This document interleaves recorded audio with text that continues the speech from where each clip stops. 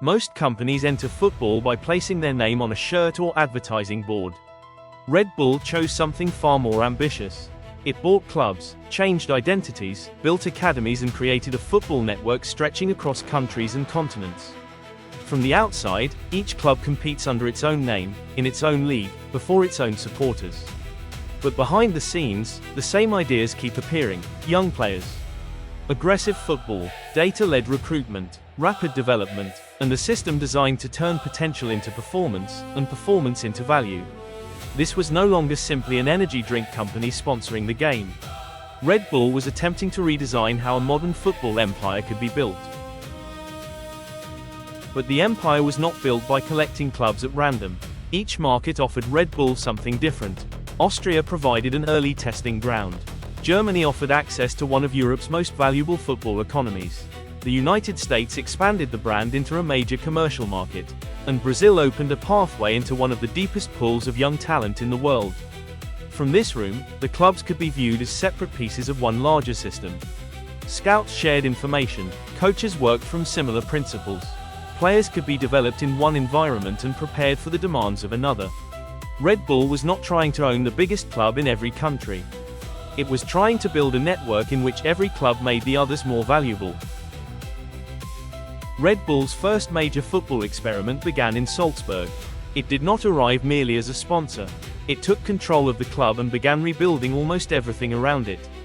The name changed, the colors changed, the badge changed, and the stadium was gradually covered in the identity of the company now financing its future. From a business perspective, the logic was clear. Red Bull wanted a football club that could operate with the same speed, discipline and visual consistency as the rest of its brand.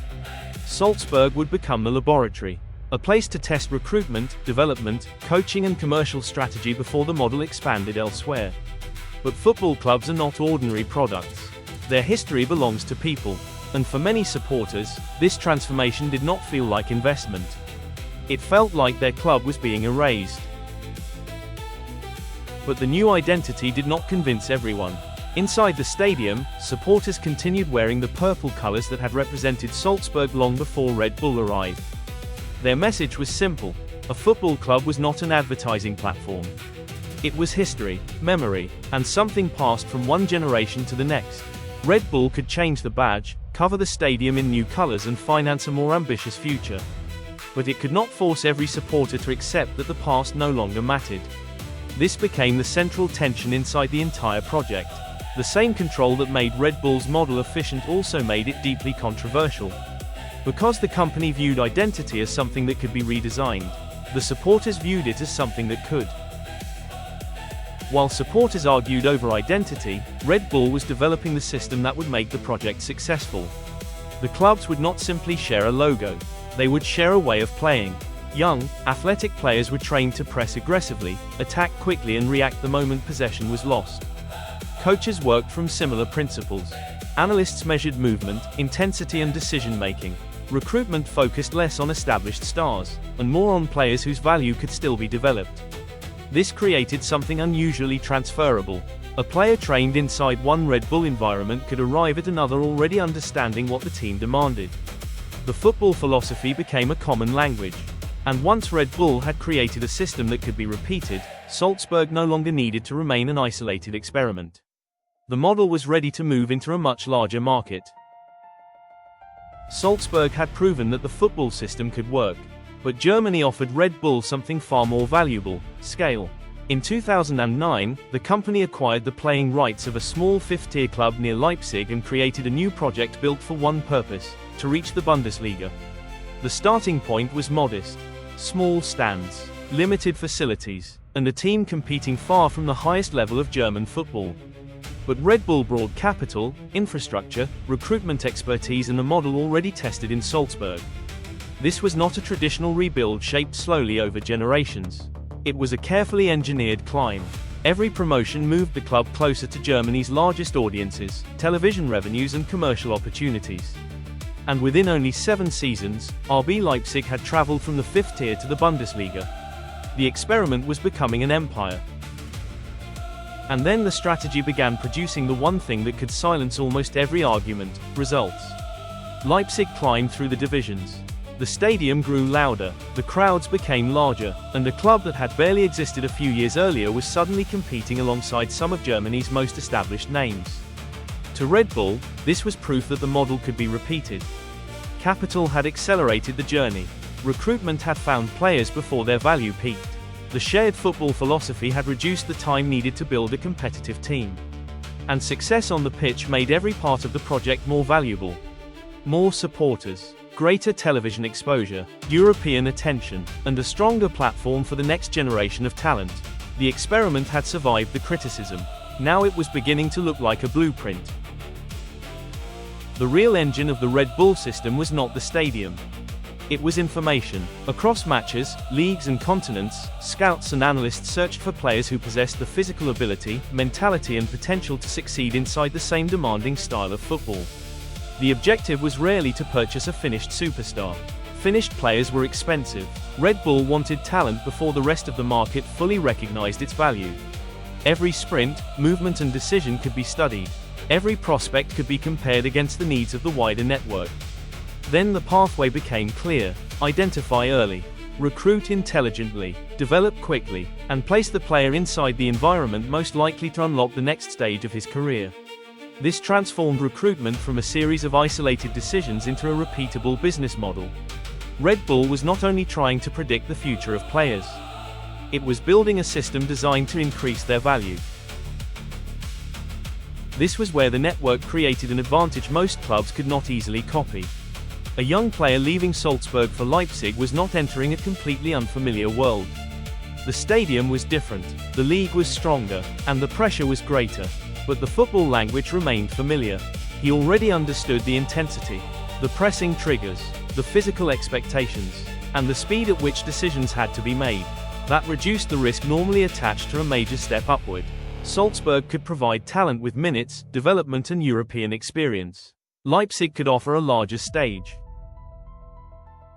And when those players succeeded together, the value of the entire network increased. Young prospects were no longer being developed only for future transfers. They were helping Leipzig compete on major stages. Every victory strengthened the reputation of the club. Every strong European performance made Red Bull's recruitment pitch more convincing. Talented players could now see a clear route: arrive young, develop quickly, compete at the highest level, and place yourself in front of football's biggest clubs. That made the system easier to sustain. Success attracted better prospects. Better prospects created stronger teams. And stronger teams produced greater exposure, commercial value and transfer opportunities. The celebration belonged to Leipzig. But behind it stood a football machine connecting scouting, coaching, development and investment across the wider Red Bull network. What began as an experiment in Salzburg had become one of Europe's most recognizable talent pipelines.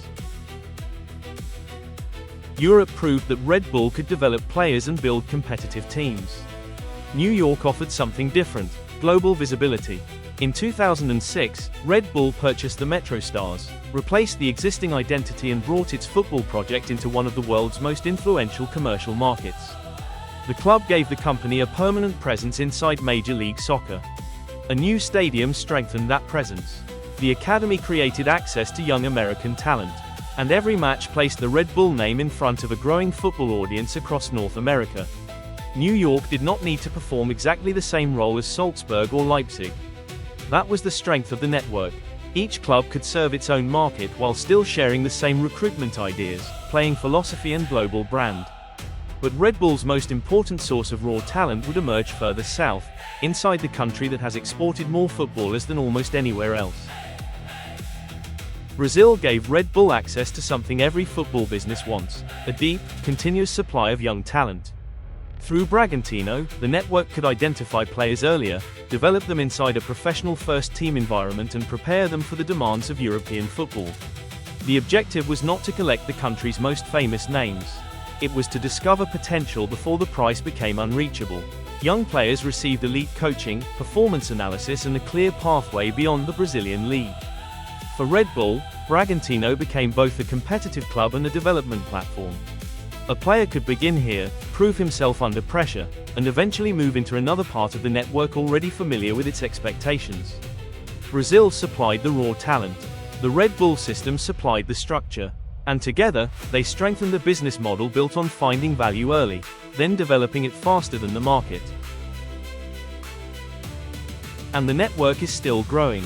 Red Bull continues searching for new markets, new talent pools and new places where the same football system can be repeated. But every new club creates the same uncomfortable question: are these truly independent football teams, or different parts of one corporate machine? That tension will follow Red Bull wherever the empire expands. Because the model clearly works. It identifies talent early, develops it quickly, moves players through carefully designed pathways, and reinvests the value the system creates. Red Bull entered football to promote an energy drink. But somewhere along the journey, it built one of the most ambitious football networks the sport has ever seen. The question is no longer whether the system works. It is what football loses when different clubs begin to look like parts of the same machine. And this is only one of the business stories reshaping the game. If you love the strategy, money and decisions behind football, subscribe to The Beautiful Game. The next story begins soon.